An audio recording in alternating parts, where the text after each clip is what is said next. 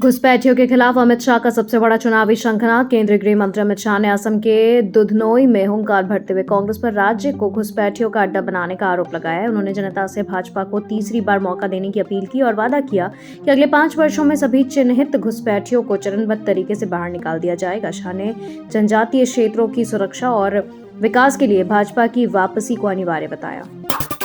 PoK की होगी घर वापसी और जल्द बनेगा अखंड भारत का हिस्सा। कश्मीर में मुख्य इमाम का बड़ा दावा। ऑल इंडिया इमाम संगठन के प्रमुख डॉक्टर उमर अहमद इलियासी ने दावा किया कि पाकिस्तान अधिकृत कश्मीर जल्द ही भारत में शामिल होगा। उन्होंने कहा कि अनुच्छेद 370 हटने के बाद कश्मीर में आई खुशहाली देखकर पीओके के लोग भी भारत के साथ आने को बेताब है। इलियासी के अनुसार वहां की जनता जनमत संग्रह के जरिए पाकिस्तान की कंगाली से आजादी और भारत के साथ विकास चाहती है। संकट के समय रूस ने बढ़ाया दोस्ती का हाथ और दिया तेल का ऑफर। मिडिल ईस्ट में युद्ध के बढ़ते खतरों के बीच रूस ने भारत को कच्चा तेल और एलएनजी की निर्बाध आपूर्ति का प्रस्ताव दिया। रूसी उप प्रधानमंत्री डेनिस मुंतरोव ने दिल्ली में पीएम मोदी और अन्य मंत्रियों के साथ उच्च स्तरीय बैठक की। रूस ने उर्वरक आपूर्ति में भी 40% की वृद्धि की है ताकि भारतीय किसानों को खाद की कमी न हो और खाद्य सुरक्षा बनी रहे। राघव चड्ढा की वफादारी पर अमानतुल्लाह खान का तीखा सियासी हमला। दिल्ली की ओखला सीट से विधायक अमानतुल्लाह खान ने राज्यसभा सांसद राघव चड्ढा को निशाने पर लिया है। खान ने पूछा कि क्या चड्ढा वह सब लौटा सकते हैं जो पार्टी ने उन्हें इतने कम समय में दिया।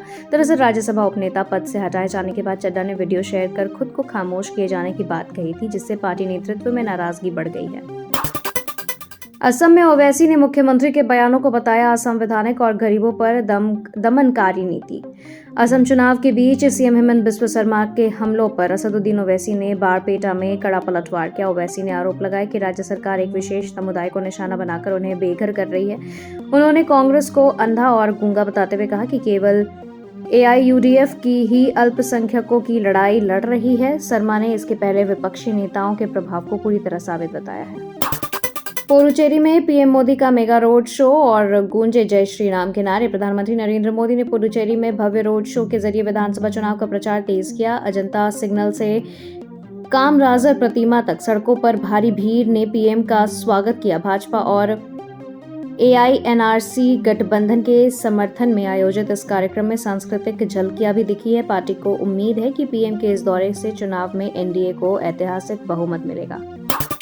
भारतीय सीमा के पास आकर ईरानी तेल टैंकर ने बदला अपना रास्ता। ईरान से कच्चा तेल लेकर भारत आ रहा अल्फामैक्स टैंकर पिंक शून अचानक चीन की ओर मुड़ गया। शिप ट्रैकिंग फर्म के अनुसार भुगतान की शर्तों और क्रेडिट विंडो कम होने की वजह से यह बदलाव हुआ। 7 साल बाद ईरान से होने वाली यह पहली तेल खरीद अधर में लटक गई है।